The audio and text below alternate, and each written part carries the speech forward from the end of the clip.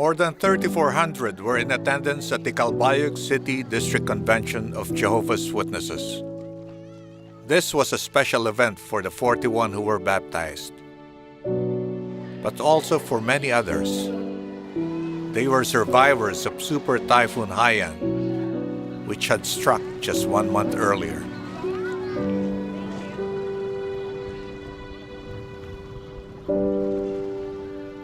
More than 185,000 Jehovah's Witnesses live in the Philippines. When Super Typhoon Haiyan made landfall on November 8, 2013, many of these witnesses were in the direct path of the storm.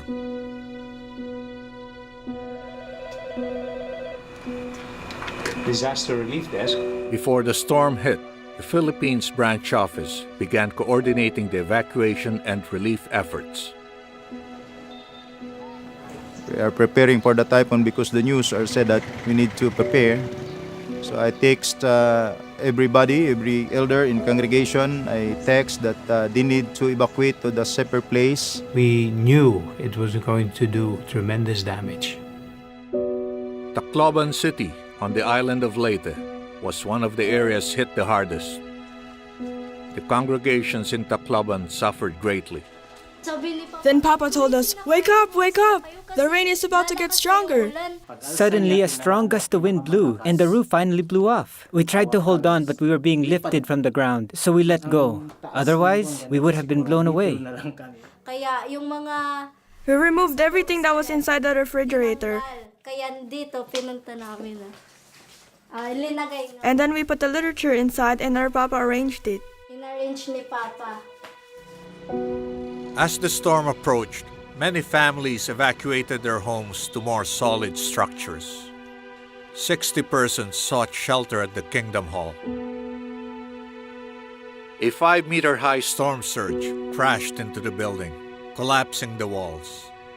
Many were swept away. 22 people died. Cheryl, just 13 years old, was one of those swept away by the surge. She survived by climbing a tree. Palagi nila akong pinapatibay. The brothers tell me that in these last days, we cannot avoid calamities like this. Iwasan yung ganitong mga pangyayari. Only Cheryl and her brother survived. I lost my home. I lost my family members. And temporarily, I lost my trust in God. Paniniwala sa Diyos. Tapos sinabi rin nila. The elders told me it was okay to cry because it would get what was in my heart out into the open. Hindi matira sa loob. Sa mga meeting. Going to meetings really helped. Na nagpapatibay sa akin. Pinabasa nila ko. The brothers read scriptures that reminded me of the resurrection. May pagkabuhay muli. Happily, she was reunited with her brother just 1 day before the district convention in Calbayog.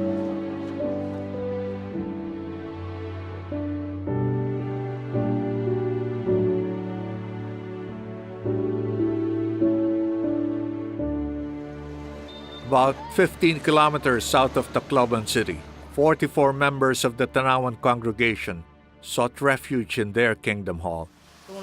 You see, we're a big family here. My mother, my children, my grandchildren. We stayed here until the typhoon arrived. The winds intensified and the seawater started to flood our Kingdom Hall. I was there joining them in prayer. The water started rushing in. Because of the impact of the wind and the water and the waves, the windows were destroyed. That side over there was open. The debris came in and I was swept outside. When I was being swept away, a big piece of wood floated by and I grabbed onto it because I don't know how to swim. I was swept past that house and farther away. There was debris all over me.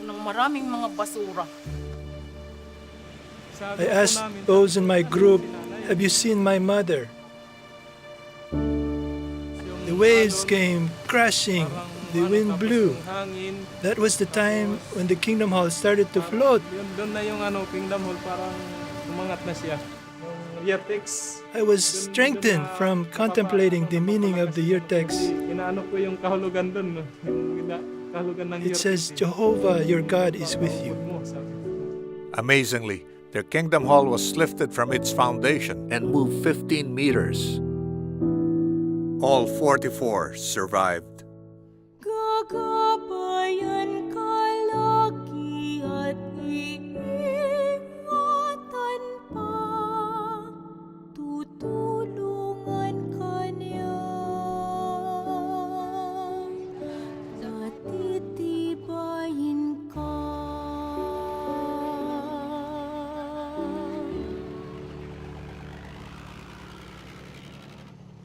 About 80 kilometers to the east, on Summer Island, the Giyan congregation would have to endure winds of 275 kilometers per hour. Almost 100% of the brothers' homes are destroyed. This is where we sleep. Our room, right there. Many lost their entire means of living because of the extensive damage to the coconut groves and the fishing industry. When the typhoon struck, we are inside the Kingdom Hall. After the meeting, some of the brothers stayed in the Kingdom Hall, and other half of the group went to the sister's house, especially the children's. Everything, the ceiling fell down, and the roof is gone. So when we saw that our lives are in danger, we protected one another. And we heard it sounds like the hundreds of horses are running on the ceiling.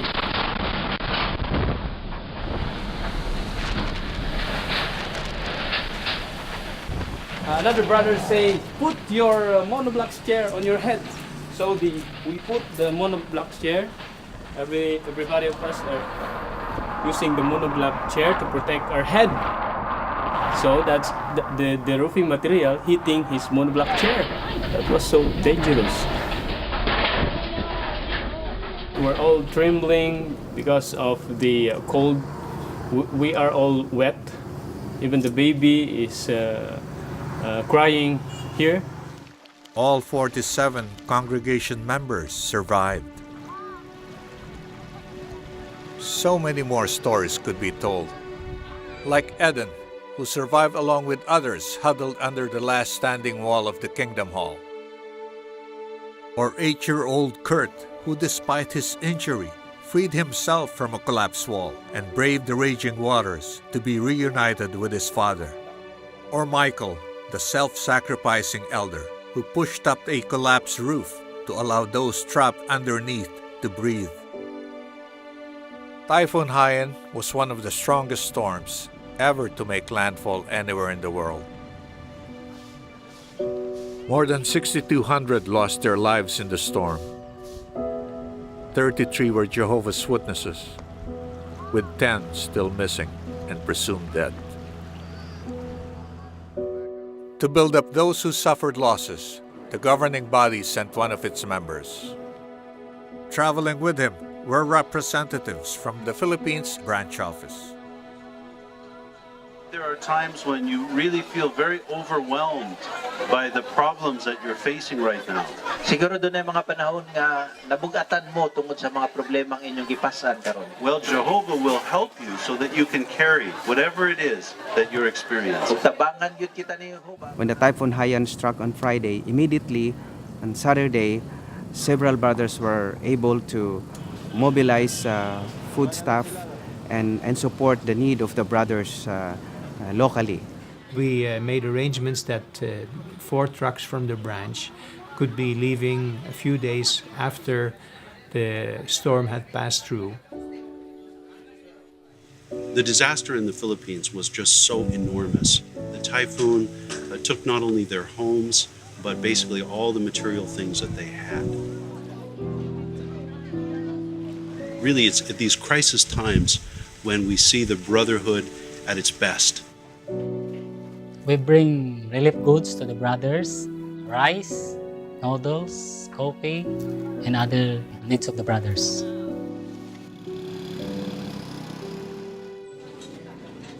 So ang samahan ay dumisisyon The organization immediately decided to use Kingdom Halls as temporary shelters, with others living at the homes of fellow witnesses in Santa Margarita and Calbayog, which were not destroyed.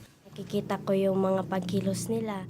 I saw all the steps being taken to bring relief from all those who donated, who are also witnesses. Food, clothing, and many things to fill our spiritual needs. Well, we are very much appreciative of Jehovah's way of doing things. We know that He is directing everything and that this relief work is with His backup.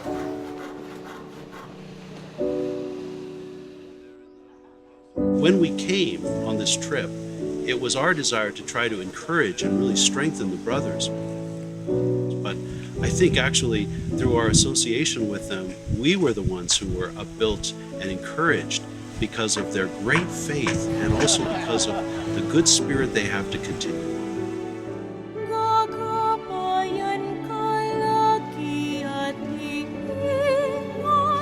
Thank you. Thank you, Jehovah.